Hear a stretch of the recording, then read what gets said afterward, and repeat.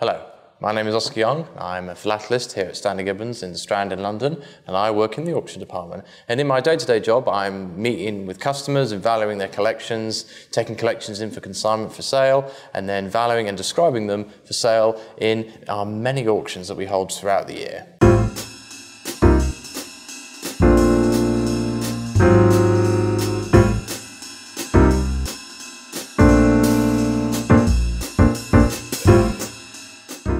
Today I'll be talking about our Stamps and Postal History of the World sale, which is going to be held on the 21st and 22nd of November. Now there are quite a lot of lots in this sale, and a wide-ranging variety of lots there is too, from classic Great Britain, wonderful selection of penny blacks and Mulready envelopes, one we're going to talk about in a bit later on. There's also a great little collection of Great Britain modern eras, from dry prints, colour emissions, perforation shifts, a real and eclectic mix to really get your teeth into. We've also got a great selection, as always, of British Commonwealth and Falkland Islands and Hong Kong, and of course, of the rest of the world, and also a great number of collections and mixed lots as well, which again get a lot of people excited to have a little rummage through and see what they can find in these great big boxes of items.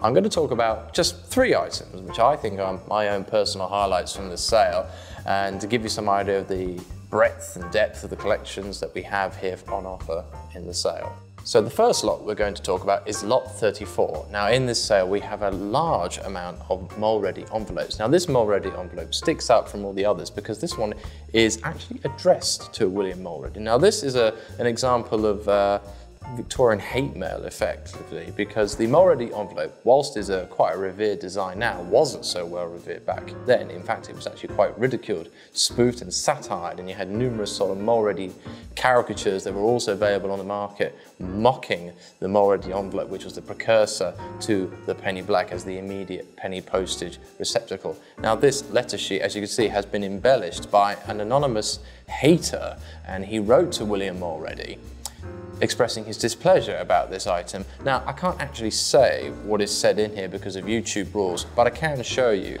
that he has written a rather unkind message on the inside. If you actually want to see what it actually says, have a look on our website and read the lot description for yourself. Staying with Great Britain, the next lot we're going to look at, which is number 481, is one of the many errors that we have in this sale. And of course, this is probably one of the most famous Great Britain errors of them all.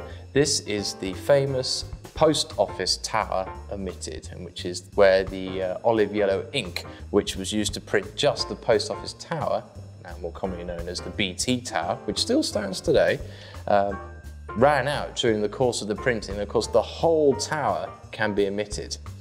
And it's a very scarce and spectacular error. And it's one I know many people are missing from their collection. There's also one that quite often people get confused, whereby they see that stamp and of course they see the price tag that matches this one. And this is quite a clear example where you can see the error is completely visible, the tower is completely omitted, and this one is just the normal one. And so to be the rare one, the tower has to be completely omitted. Again, it's a great and iconic error, and it's one I know many people will hopefully be wanting when it comes under the hammer on auction day. Moving away from Great Britain, we're sticking with another very popular collecting error, and that is the Falkland Islands. Now this particular item I want to show is a rather special one. It's a very early piece of Falkland Islands postal history, and it's one of the famous Falkland Island paid red circular paid marks.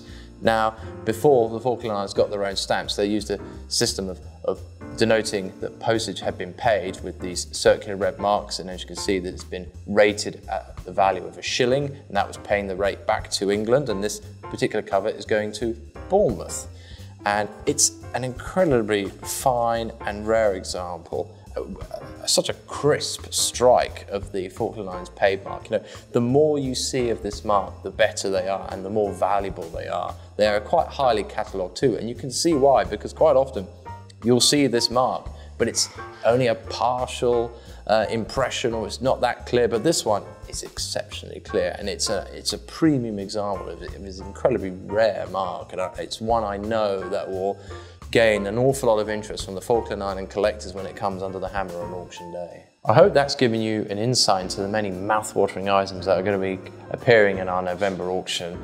And I'm sure there'll be something truly for everybody in that sale, whether you're a Great Britain collector, Falkland Islands collector, Hong Kong collector, or even partial to the stamps from the United States. And if you want to find out more, please visit our auctions website, and where you can find all the lots and all the information, and also on how to bid and how to leave a bid on the book, or how to bid live on the day through our auction platforms.